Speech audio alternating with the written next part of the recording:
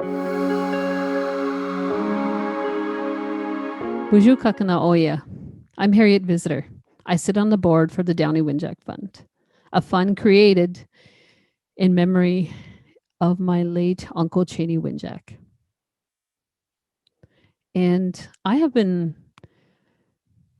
watching and learning about Buffy since I was a little girl.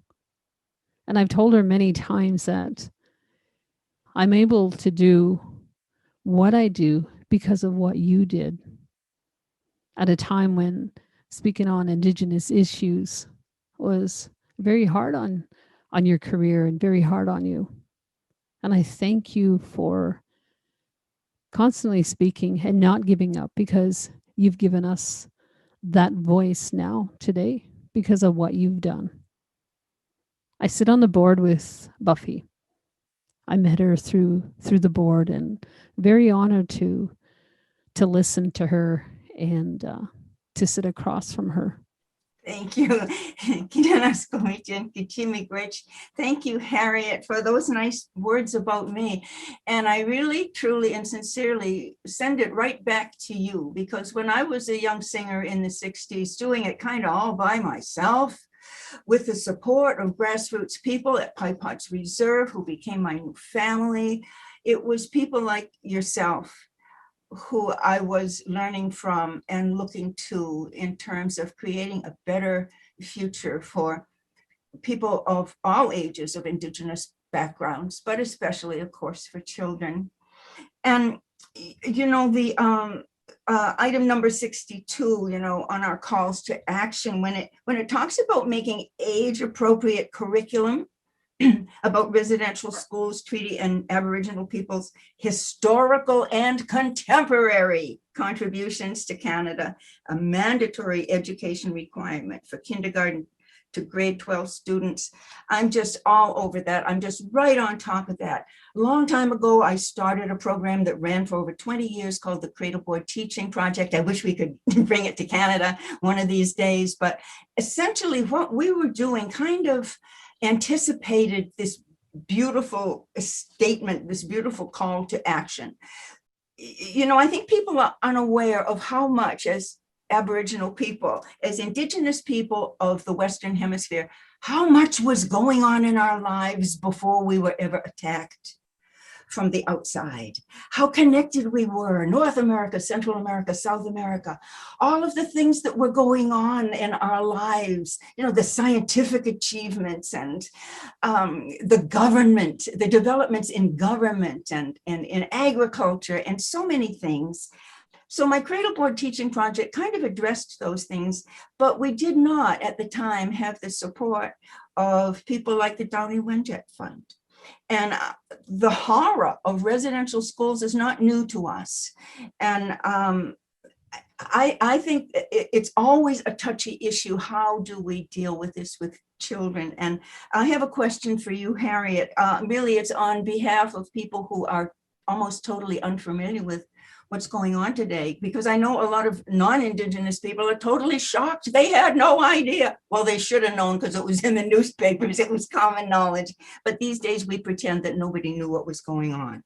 And so I'd like to ask you, Harriet, why do you think that it's important that we start teaching children at a young age about residential schools? I guess I would have to answer in the context of my life. When I attended the Secret Path concert in Ottawa, we were walking home. I was walking with my son and my daughter. I often say that my son is the reason I taught, or the reason I teach, the reason I became a teacher.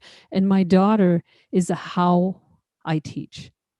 And I was always careful, or would look at how she would make connections or what connections she would make. She was only 6, 7 at the time when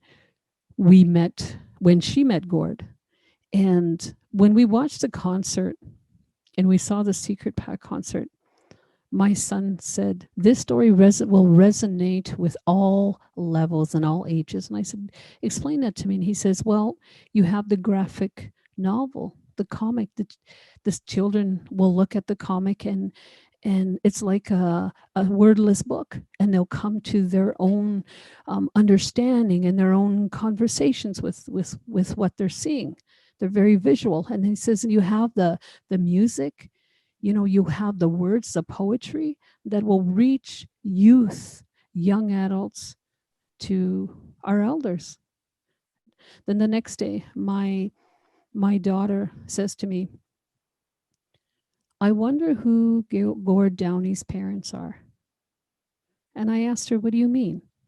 And she says, I'd like to know who his parents are. She looked beyond the story, beyond what she saw, and she wanted to know where he came from. So I knew that children at a young age were going to make those connections. If my daughter, who is 6 and 7 or 6, 7 at the time, it resonated with her and she kept it. She had asked me, I want to bring in my secret path story. Can you ask the principal if I can bring my book in? She says.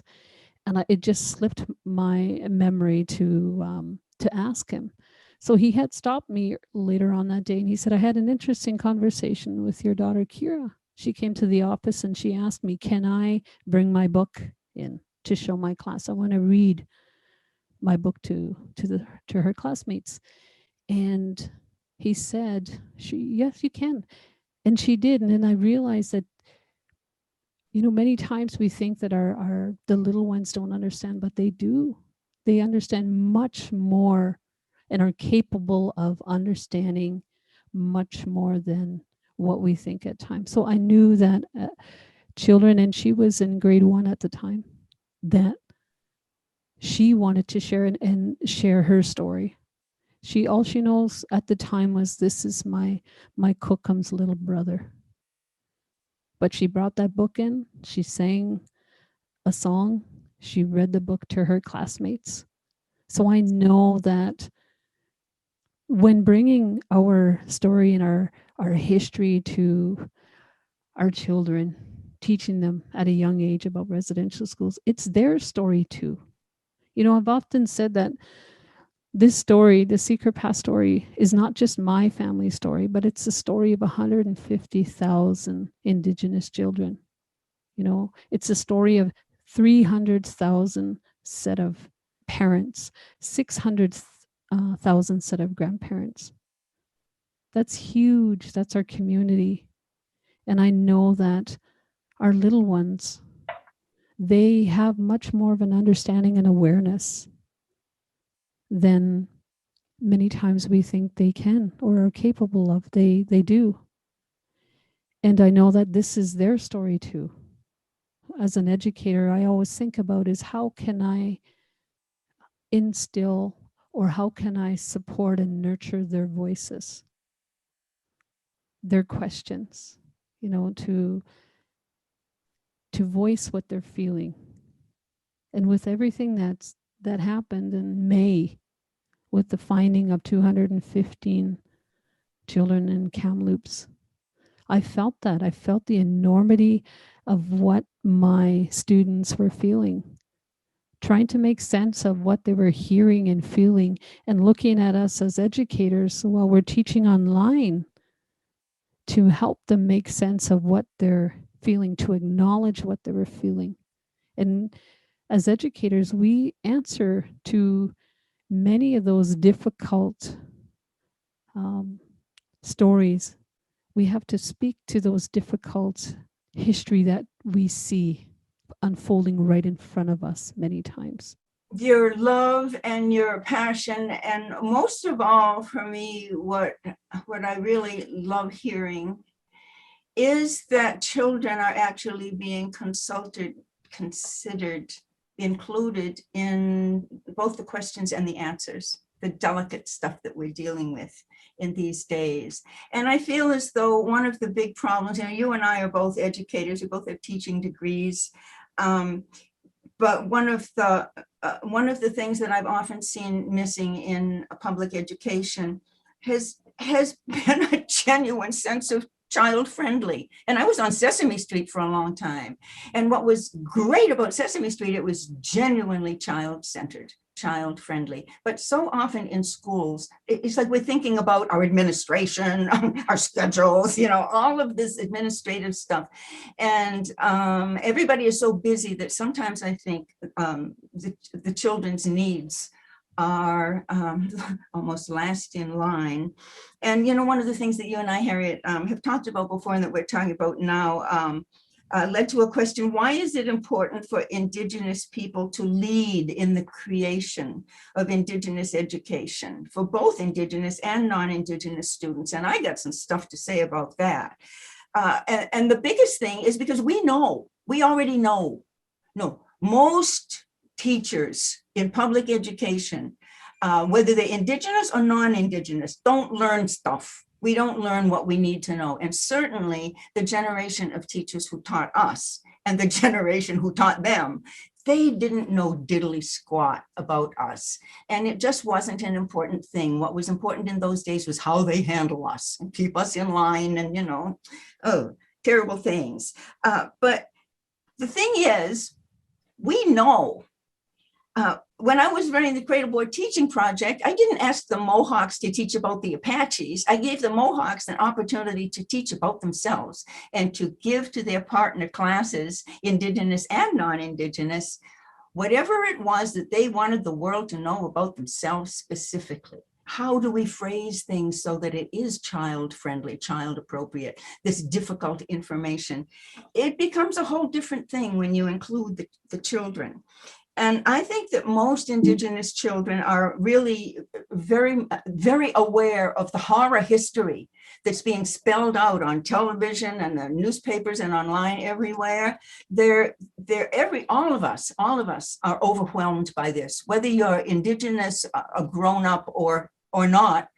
It's just overwhelming. It just is. One of the ways that I did in the Cradleboard teaching project, that I do in my songs and my public presentations in a concert or a speech, I don't want to leave people with only the horror. I feel as though as an artist and as a teacher, both, one of the things that I can do, because I've had a wonderful life and I've had a wonderful education and I've been with a lot of Indigenous people, I know what's cool. And I know what is not being taught in schools. They don't teach any of the cool stuff. I mean, how important is it for us to lead? Number one, we know the information. The public education just gives this shallow treatment of, in the US, the American Indian or the Native Americans were. It's all in the past, it's all shallow, and it's not us because it was written by somebody who just didn't know. Another thing that we have that we need to be sharing with children are the contributions that we have made as people of the Western Hemisphere. 2/3 of what the world eats today wasn't discovered by Indians wandering around picking berries. No, it was hybridized, cultivated, developed. And people walked feet and rode whatevers and spread the information in cultural diffusion so that something that originated with the Mayas in Central America, it went all the way to Canada and all the way to South America. And Europeans don't have any of that information. They don't know about archaeology. They don't know about our agriculture, about our skills in our inventions and technology, our skills in government, all the different forms of government that were going on in the Western Hemisphere. They just don't know about us when we were really lively people. Now they talk about the Mayans disappeared or vanished. No, they didn't. They're still there. They just moved out of these damn cities that eventually cities have a hard time supporting everything. And so, but people in history all over the world, when cities become too complicated, what do we go back to? We go back to survival skills. Now, there's a link that you can make with kids who are living in rural areas. We really, as human beings, it would be good if we know many different ways to survive, whether you are a student living in a city, whether you're a student and then you go home and you're not in the city anymore. There are different survival skills. And some of those survival skills, they kind of just come from the human condition. I'm not going to claim them as only ours, but I will tell you that I think that education would be better for everybody if people understood that Indigenous people, they think oh, Indigenous people didn't have science. The Greeks invented that, and then the Europeans developed it. No, we did have science. Our contributions to science, things like cranial surgery and anesthetic, used in operations, architecture and astronomy, and major developments, the rubber bulb syringe, scads and scads of medicines. We're the ones who can teach this. And another reason why, Harriet, sometimes when you and I talk, we talk about why we should be leading. We know what we don't want to share. So it's not as though an education committee can come in from government somewhere and do this for us. We know what to do. We got a lot of teachers now. We didn't in the 60s when I was starting out, but now we've got people like you, Harriet. And I believe that we are up to this. I believe that it's a terribly hard thing that we're doing, but I do believe that an Indigenous consciousness in public education would be a major contribution to public education worldwide. We have not yet shared our song. We haven't yet shared all the things that we have to share. But we got a lot of master's degrees, a lot of PhDs, and a lot of grassroots people who know things that even the PhDs don't know. So I'm very excited about working on with the Downey Winchett Fund and on the board in the education committee with you, Harriet, because I think the combination of your grassroots experience with kids and the fact that I've been lucky enough to travel around and see how things work in other Indigenous communities in other parts of the world, because it gives me a very clear picture about what the problem is. And it's not us, and it's not being rural. No, it's this system from outside. The system needs to change.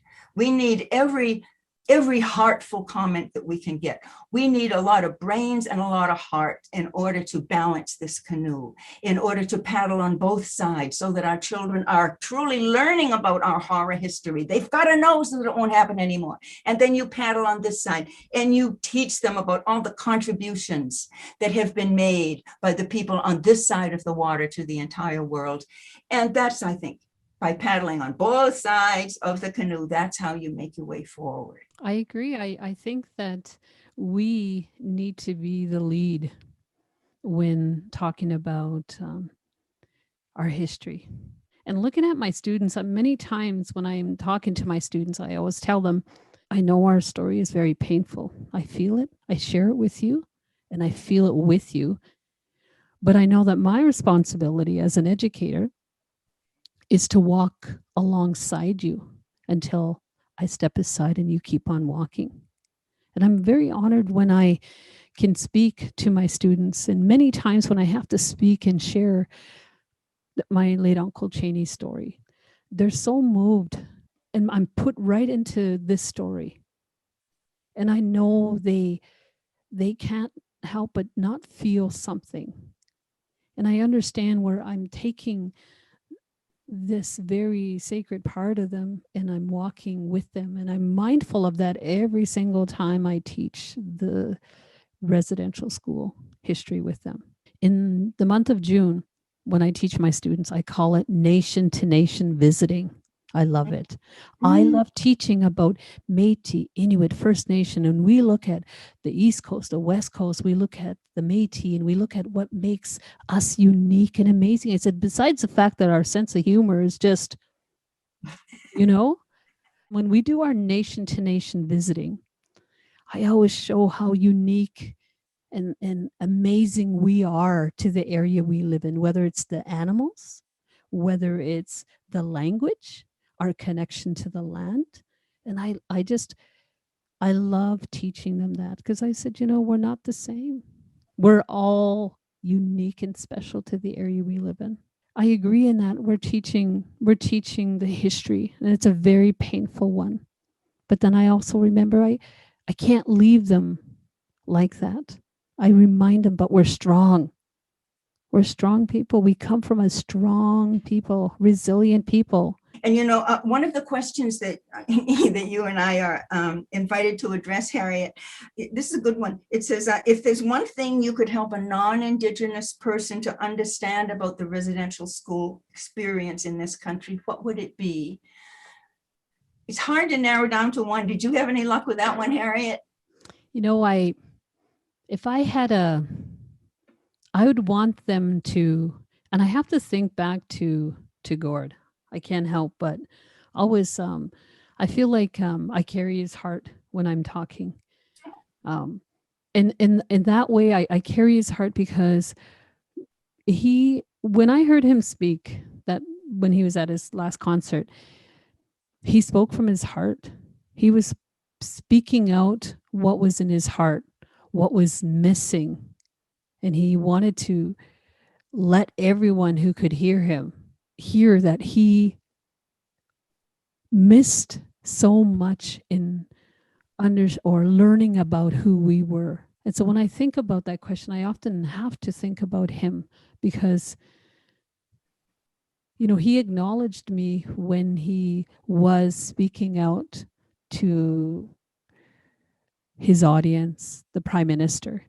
He was acknowledging me as an Indigenous woman, mother, educator, survivor. And in that acknowledgement was respect. And I guess if I were to speak to someone who wants to know, what do? Listen.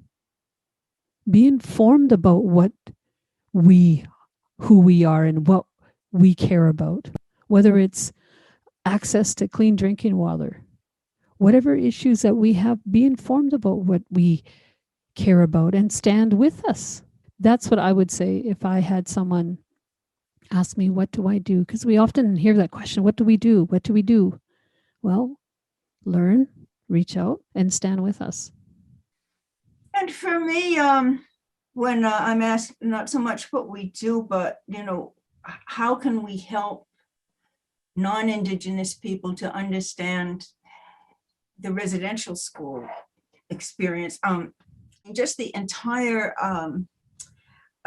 overwhelming of another culture and just decimating it and just going in, you know, like some kind of zombie movie, just going in and just sucking all the life out of it without even knowing. I mean, that's what happened to us, but we never say it. And it's hard, you know, it's hard to tell, for instance, you know, some lovely white friend, you know, I wouldn't approach it like that. But instead, one of the things that I would mention, I'd say, I try to explain the background for what settler priests and nuns and ministers and Indian agents and educators and entrepreneurs and politicians and ordinary white settlers did. It wasn't that unusual. That's what they did. And there's remnants of that still around. That's what's important about it. To many Euro-Canadian settlers, child abuse and the enslavement of Indigenous people was just part of their culture. They didn't think about it. It's how they grew up. It was okay. I would help them to see the situation through their own cultural evidence. Read Charles Dickens and other wonderful European writers regarding how Europeans treated children, women, minorities, the poor, or otherwise unfortunate people in a stratified, unjust society. That's what happens. So this is a global issue, I think, that everybody everywhere needs to recognize is wrong always, no matter where you live and who we're talking about. It goes even beyond residential schools is our issue of the moment, but missing and murdered Indigenous women and girls is the same thing. We were enslaved and nobody talks about it. Nobody talks about it. We were enslaved even before Africans were enslaved. And even Africans, even after it was illegal to enslave African people, Indigenous people were still enslaved in Canada and all the way southward. The horrors that Europeans perpetrated upon Indigenous nations of the world is something that the settler Canadians should be proud to help us make impossible ever again. But that might be wishful thinking, I know that. Since not all settler Canadians had or have altruistic motives, and not everybody has a ripe enough heart for somebody else. But this is what we're working towards. This is what we're working towards. And Harriet, I agree with you. We can do this. It is uphill. We would love to have the help of people who are not from our own family, beyond our own communities. But we do understand that there is some kind of introductory material that I myself would love to share with other people, just in this way, kind of like we're doing today. I want to thank you guys who've sponsored this talk. It's really helpful, I think, not only for those of us who care so much and who have family members who actually did perish in the residential school system. I got a lot of relatives who went to residential schools. But it's not only important for us, it's also important for settler Canadians, I think, to come to a place where they really can settle, at least in their own heart, that they're working toward overcoming what happened to us. Specifically, there are 94 calls to action. We can address it specifically, but really, in my heart of hearts, we need to be addressing it globally as a species. I lived in a trash can with Oscar the Grouch for 5 years, so I'm used to a lot of different and difficult people. A lot of people who have difficult emotional bullying in their hearts. And it's something that we have to deal with in the world and in our own communities. And education is part of it. And education can help be that buffer zone, Like I always tell kids, if you can possibly finish high school and get out of town and go to a community college somewhere where the same old trolls aren't going to be bullying you. There's a lot to be learned. Make some new friends, learn some new things. This world can learn as each one of us learns. That's what I think. Exactly. The moment I was born into this brokenness that was brought upon us. And that to this day, I'm trying to undo and change that in my life and in the lives of my children. And I see that more and more we're having younger students question what they're hearing. Just recently, I was reaching out to a friend of mine, and I asked him if I can share this.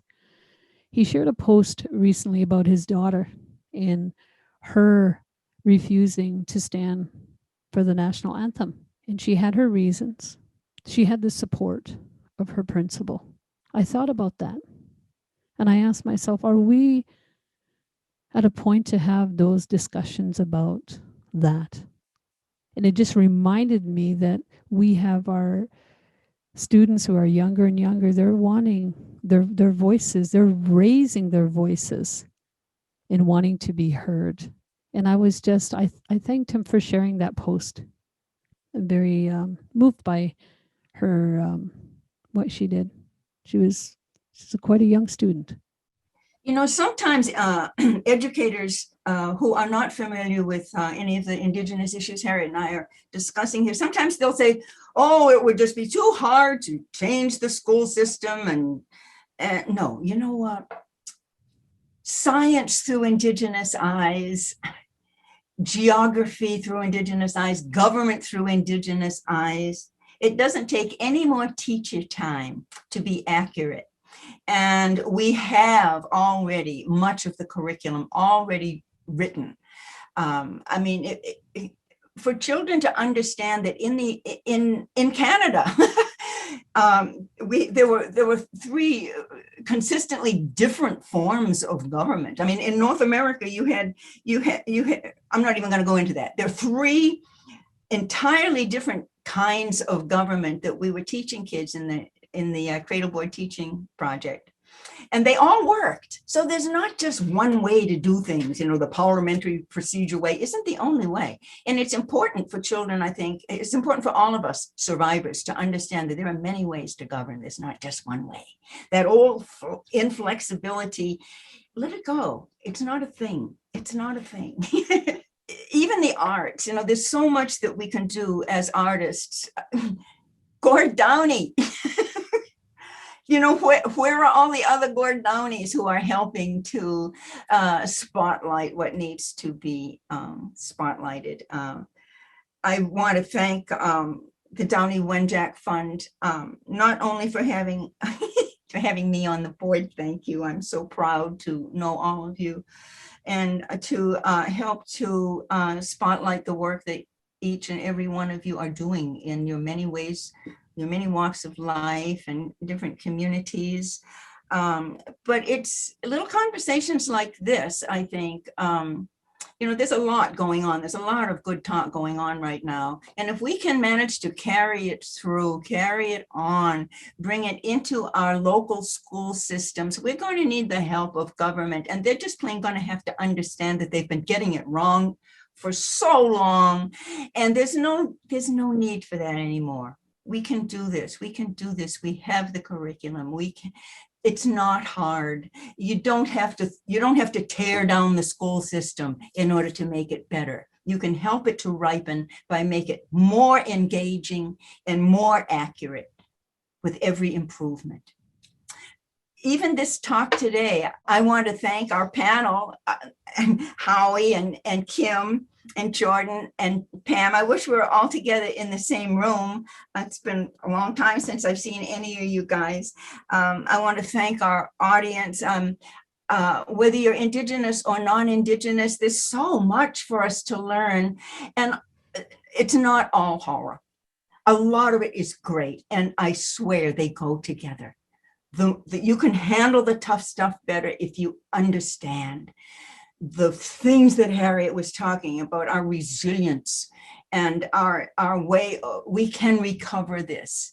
I swear that we can do it. So I hope that through the work that we're all doing together at Downey Wenjack and beyond, I thank you for your attention and time. I hope you're going to stay engaged with this.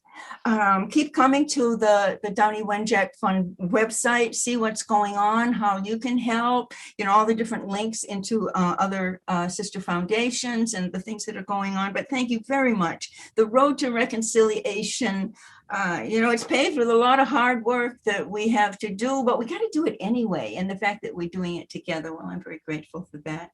See you guys. Bye, Harriet. See you soon. I would like to thank you, Buffy, for having this conversation with me. I am so honored to sit and have this conversation and discussion.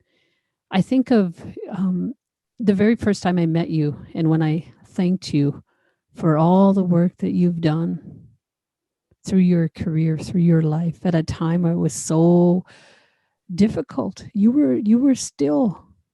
never shied away from speaking about our issues. And I thank you for that, because you've made it easier for us to be able to speak about them today because of what you had to go through. I'm often teaching my students about you and your career, and we talk about Sesame Street, and we talk about the Indians that rocked the world and your influence, and for them to say, you know what, she used her voice when they stopped playing her music.